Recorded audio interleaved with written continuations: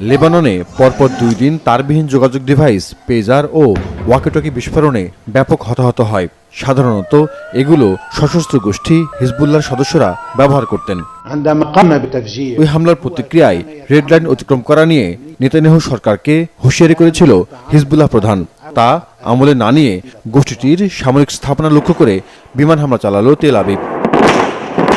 লেবাননে ওই হামলায় শতাধিক রকেট লঞ্চার ধ্বংসের দাবি করা হয়।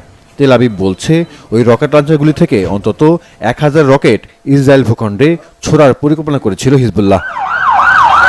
এদিকে ইলেকট্রনিক্স ডিভাইস বিস্ফোরণে প্রাণহানি বেড়ে 37 জনে দাঁড়িয়েছে, আহত প্রায় 3000। এমন অবস্থায় লেবাননে নিরাপত্তা নিয়ে উদ্বেগ দেখা দিয়েছে। যে কোনো ইলেকট্রনিক সরঞ্জামই নিরাপদ বিবেচনা করা যাচ্ছে না। আতঙ্কিত বাসিন্দারা মোবাইল ফোনও ব্যবহার করা বন্ধ করেছেন। লেবাননের রাজধানী বৈরুতে বিমানবন্দরে উড়োজাহাজে পেজার ও ওয়াকিটকি বহন নিষিদ্ধ করেছে কর্তৃপক্ষ। হাতে বহনযোগ্য ডিভাইস বিস্ফোরণের মধ্য দিয়ে ইসরায়েল হিজবুল্লাহর যুদ্ধ নতুন যুগে প্রবেশ করল। লেবাননের বিস্ফোরিত পেজারগুলি হাঙ্গেরির একটি ব্র্যান্ডের তাইওয়ানিজ কোম্পানি এটি তৈরি করেছিল। এই ঘটনা নিয়ে তাইওয়ানের ওই কোম্পানির মালিককে জিজ্ঞাসাবাদ করেছে দেশটির সরকার। তাইওয়ান ভিত্তিক গোল্ড অ্যাপেলো বলছে, আক্রমণে ব্যবহৃত ডিভাইসগুলি তারা তৈরি করেনি, সেগুলি বুদাপেস্ট ভিত্তিক সংস্থা বিএসি তৈরি করেছিল। এই কোম্পানিটি গোল্ড অ্যাপেলো ব্র্যান্ড ব্যবহারের লাইসেন্স প্রাপ্ত।